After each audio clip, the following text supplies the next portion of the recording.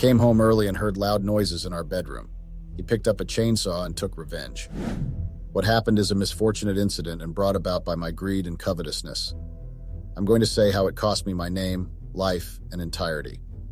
It was an event brought about by a series of previous occurrences in which I will give a detailed account of how it all came to be the best that I can to your understanding. Hi Redditors, my name is Angel and I am 27 years of age. I'm a lady who graduated from college 4 years ago, having studied marketing for 4 years at one of the prestigious and popular colleges in the state. I'm an easygoing lady who loves to party out at nights. I love dancing, singing, and I'm a big fan of modern-day pop. Unlike most ladies, I also engage in sports and working out, as I was a student athlete who played lawn tennis back in school, although I couldn't further due to financial block. I currently own a salon in a popular district in the state. I got married to my husband at the age of 24 a year after I finished college, and it has been a blessing in my life and my progress as a person. We have a child together and his name is Jay.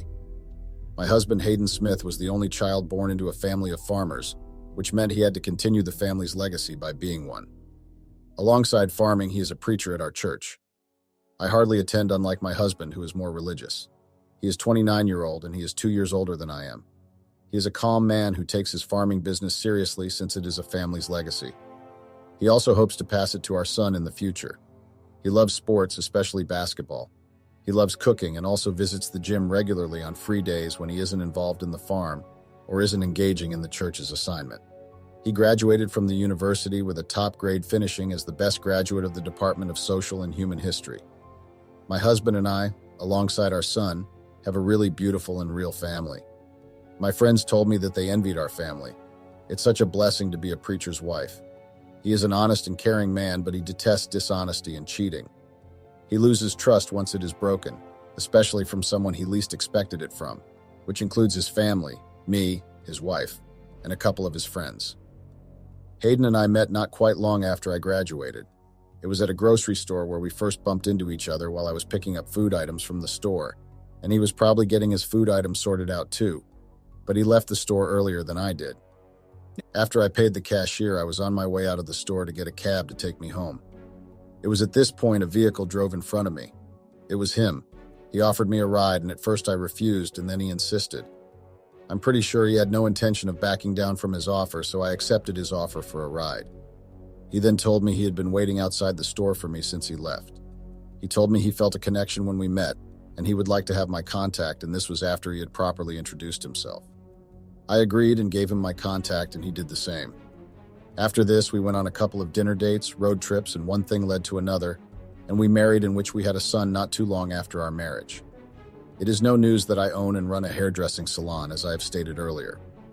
I have a work secretary who goes by the name Jessica. She helps and assists me with administrative and other relevant duties at work, unlike other workers who are mainly hairdressing professionals. I started my salon a few months after I graduated from college, and it has been booming with customers and has been really profitable. About a year ago, something unfortunate happened at my work. It caught fire with no loss of life, but then the majority of my equipment and work properties were destroyed. The fire outbreak happened overnight during closing hours and was apparently caused by an accident. Jessica had failed to switch off one of the hair curlers on this day before closing. I had no insurance, and I had to find a way to make repairs to the damaged building. Of course, the finances for the reconstruction and repair would have to be paid by me and my husband since there was no insurance. I was introduced to a real estate and building construction agent who happens to know about these sorts of things. I mean the repair and reconstruction. The agent's name was Angela, similar to my name. The first meeting I had with her was in front of my burnt salon shop. Hayden had helped me to call her and informed her we were going to meet there. Once she arrived, I was surprised the agent was a female, as it has never been a ladies' area of expatriate to deal in affairs like this, and it was at this point, I believe. She introduced herself and told me her name. She took a look around the salon and suggested a contractor who was going to handle the reconstruction. She placed a call right in my presence, calling the contractor, asking for his availability in order to suggest he meets up with us at the location. It was a disappointment since the contractor told her he wasn't available at that moment, and we fixed a meeting for the next day at 10 o'clock in the morning, in which it was agreed. It was the second day I moved to the salon after our agreed meeting the previous day. I had made breakfast for my husband, who was going to drop our son at school on his way to work. I got to the meeting point at 5 minutes after 10 in the morning, where I had met Angela, who was already briefing the contractor on the matter at hand. From my viewpoint, I couldn't see his face from the parking lot, and he wasn't really facing in my direction. I moved closer, and to my shock and surprise, I saw Jacob, my ex-boyfriend who we once dated when we were both at school. The relationship ended for some reason best known to him. How could someone just wake up and say they want to break up? Because that's what he did. He just requested for space, and even though I still loved him, I had to let him go. I didn't want it forced, so we just broke, and now we were meeting ourselves again. The look he had on his face made it clear that he was shocked also, but then we decided to hide it from Angela without an agreement since no one talked about it or made mention of it. Angela introduced us to ourselves, and we went ahead to discuss business. Jacob decided he was going to take over the project. Jacob and I agreed to meet the following week to discuss the method of work progression, and that he needed time to start preparations for work. It was the following week on a Tuesday as agreed that we met, and it was at this time Jacob suggested we take a look at another space a few streets away I might be interested in. He told me the apartment was cheaper and at the same time bigger and more favorable to my business. I was interested in the place because of the way he was talking about the building. He said it was well located, has a better chance of getting customers, and the reconstruction will cost far less than the repair of the burnt salon. We went there together with him driving. Yes, I went with him in his vehicle, especially because I believe there are topics to be cleared between us. He told me how he had been faring since school days and explained his reasons for the breakup. We discussed other topics, and it was at this point I got to know that he was still a bachelor, although he had multiple relationships since we broke up. Before leaving the salon, I had called Angela, the real estate agent, to meet us at the new location since she is my consultant. I asked for her availability, and she told me she would be available. I sent her the address, and she agreed that she would meet Jacob and I at the new location. I got to the new apartment with Jacob, and truly it was really a bigger space. I don't know much about the other details and factors to consider before accepting the new deal and space for reconstruction. Jacob was showing me around the apartment and its features when Angela walked in on us. Jacob also showed her around the apartment with me asking the necessary questions I needed to ask, and Angela told Jacob to excuse us that me and her needed to discuss privately. He left the apartment for the time being. Angela advised me to accept the deal, saying it was better than the previous, but also suggested she will help me with beating down the payment of the whole contract. She called Jacob back into the room and then negotiated the payment with him. At first he was reluctant, but then he accepted the fee and we made it a deal. He told Angela and I that the whole construction process and restructuring will take up to 3 months to be fully prepared. After we had agreed with the terms and conditions of the deal with the paperwork sorted out, we all left the new apartment together. Not long after the salon project was started, days had passed, and this was the first meeting between my husband and my ex-boyfriend. Hayden and I were on a road jogging session. It was a regular workout session which we engaged in on Saturday mornings, but on this day we crossed paths with Jacob, who was also out working out. I introduced Jacob to my husband as the contractor in charge of the salon project, and to Jacob I introduced Hayden as my husband. They greeted themselves, and then they still continued with their routine. My next visit to the proposed new salon was after a month and a week on a Thursday. I prepared the morning meal because it was a routine after the whole family had breakfast together. I told my husband what my plans were for the day. I told him I was going to visit the grocery store to get some food items, and I would branch to the new salon to take a look at the progress of the reconstruction of the space. He suggested that he go with me. He told me he would also love to see the salon and its progress, so we decided to take a tour on this very Thursday. Hayden and I did all our activities planned for the day and headed to the salon where we arrived, and then we headed inside. We met Jacob, who was giving directives to his workers on what to do. He was also supervising. This was the second meeting between them. Jacob and Hayden. My husband suggested some additions that should be done to design. He only gave his opinion on what should be added, and I agreed with him. And looking at the progress of the job, Jacob has been doing a commendable job. After the check was done, we left. My second visit to the venue was alone, and this was the day Jacob made his first attempt to get me back. The next Thursday came, and I visited the site yet again, because Jacob had called me giving me a notice that he had suggestions he would like to incorporate into the salon's design, and he needed my permission to execute the proposal. I arrived at the agreed time. I checked out the proposal, which was good, and I agreed, but I should have known that it was a bait to make me come over so he could have a conversation with me. It was not obvious to him, but I still had a little ounce of feelings for Jacob, but then I really do love my husband. He walked me out to the car park where my car is, and he started confessing how much he still liked me, and said to me he didn't know how to make a move at me because I was married, and then he could not hold back anymore, especially since we would be seeing each other much more frequently. He said that if he had a chance to do it again, he would not have broken up with me back then when we were at school. But I turned him down. Not because I did not love him anymore, but because I am married, and then a preacher's wife. The job was completed in 3 months and a few days. Not up to a week as planned, but at this period, my husband had gone out of town for a missionary assignment in which he took our son along with him. Being out of town simply meant he would not be able to attend the opening ceremony that I had planned for the launch of my salon at its new location, after the previous one got burnt. I invited my sister Circle, my friends and customers including Jacob, who attended the relaunch where there was all sorts of refreshment at the event. It was an occasion filled with drama, comedy, dance, music, and lots of fun. At the end party, there were 2 people left at the salon after every other person had gone home. We stood back to continue drinking and talking for a while, and he told me that he noticed my husband was not at my ceremony. I replied to him that he went on an assignment at work and he would be away for a while. I think I was drunk, and when I get drunk, I say things unnecessarily. I talked more to Jacob about Hayden and regarding my love life with him. I told him it had been months since I and my husband had made love to each other. It's either he was tired from farm work or he was far away on ministry duties for a long period of time, and this was taking a toll on my mental health and love life as a young lady. He then said to me, "Why not be with him?" I laughed out loud when he said that, and I said nothing else. It was silent for some while, but I wanted to change the topic. I told him that we're friends now, but I still didn't know where he stayed.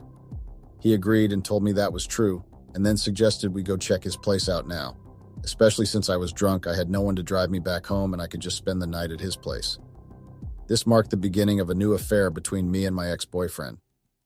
I got to his home that night and I was shocked at my sight. I asked him if he was truly the owner of such a beautiful home, and he confirmed it by saying yes. We entered and I was directed to the restroom where I took my bath because I was feeling hot. He offered me water after this, but I rejected requesting for more alcohol and he gave it to me. Soon after, I started rubbing my hand on his lap. He was sitting beside me. I was with him in the living room at this point. I then leaned towards him to kiss him and he returned the kiss. I don't know what came over me, but it happened. Our first intercourse after a long period of time, and I won't deny that I enjoyed it. The next morning, we woke up and we talked about what had happened. It had been a long time since I'd felt this good and I wanted it more. I guess Jacob felt it too. We both agreed that it was the start of an affair, and he confirmed while giving me a guarantee it will be our secret. After I had left the bed, I freshened up and returned home that morning to prepare for my husband and son's return from their journey. After the first day of the affair, we met occasionally for lovemaking, especially on the days of my husband's absence from town. Sometimes he would visit me at work, and the affair went on for weeks without my husband suspecting or being suspicious of such an affair until a day came. The saying that every day is for the thief, and a day, just a day was for the owner, was a true thing. On this unfortunate and unlucky day in which I thought I had carefully planned and sorted out, my husband was to go and deliver some farm harvest to a neighboring town with my expectations that he would take a long time and wouldn't come home early from work. I faked an illness and I told him I would not be going to work on that day. I had already planned for Jacob's visit at my place. My husband agreed and suggested I needed to rest, and on this day, he took our kid to school and headed to the farm with me, hoping he would execute his plan and come late on this day. He had also agreed with me that since he would be coming late in the evening, probably around 7 o'clock because that was his usual time of arrival any time he had to deliver such harvest to a neighboring town. He suggested that I pick our son up in the afternoon around 2 o'clock from school. I agreed with him and that was sorted out. On this day, Hayden took Jay at 8 o'clock in the morning. When it was 9 in the morning, an hour after they had left, I called Jacob to come over, telling him I was alone at home and I will be hosting him at home. He arrived 30 minutes after calling, and by then I had already started preparing meals I wouldn't have cooked on a normal day, not even for my husband. When he arrived, I served him after I was done cooking. We talked more, and this was around 11 o'clock in the morning. We headed into the room for our usual room activity. We had begun, and at this point I was on top of him, and I couldn't not scream, if you understand. It was then that the door opened on us and someone walked in with a chainsaw. It was Hayden who charged at us with annoyance, and as soon as I saw him, I jumped off Jacob, who also turned off the bed to evade his slash. Hayden told me that he had canceled the delivery of the harvested produce and returned home not long after dropping our son at school. His intention was to stay at home with his ill wife, and had moved the delivery to another day. He said when he got back home, he had brought the chainsaw, a lumbering tool, to the farm in which he wanted to drop it. He needed it for use at home to cut some trees. He opened the door to the living room downstairs and was hearing weird and loud noises, which he rushed up with the chainsaw in his hand. He couldn't believe his eyes, and he was shocked when he saw Jacob and I on his bed, and he couldn't contain his anger, so he just decided to let it all out with bloodlust and rushed towards us to take revenge. Immediately, I stood up from Jacob.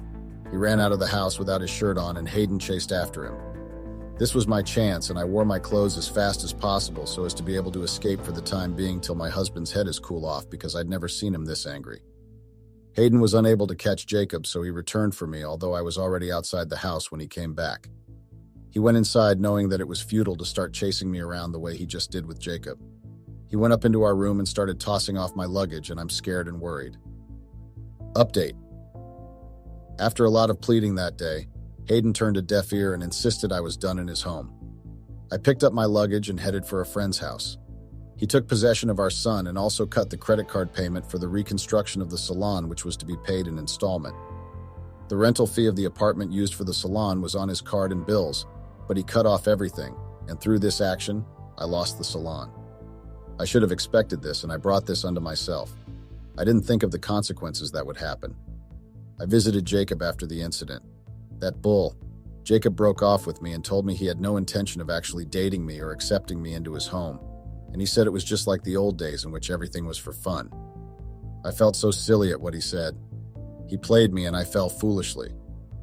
A few weeks after, I was presented with the child possession papers for our son, which stated that I could only visit him twice a month, and alongside was a divorce paper to annul the marriage between I and Hayden. We have divorced, and I have been single with no job, no work, and a ruined life. I tried chewing my cake and having it back. Things would have been better only if Jessica had switched off the curl. It would have been better if I had not met Jacob once again. Things would have been better if I had kept my distance from Jacob when he made his advancement towards me, and I had kept our relationship at business strictly. If only he never attended my opening party, and I didn't visit his home. Maybe it would have been better if my husband had also tried as much as possible to make time for me, other than the fact that most of his focus was work-based. Above all, my situation would have been better if I had stuck to my husband and not allowed greed take over my love interest. This is the story of how I lost my work, my name, and marriage. The story of how I let greed and covetousness take over and ruin my life. It was all my fault, and I take the blame for this incident. I hope the young ladies out there learn from my story not to make mistakes such as mine, and they should be able to control and reject all sinful advancement that will ruin the things they cherish. I hope at the end I will be able to regain myself and rebuild my status before it gets too late.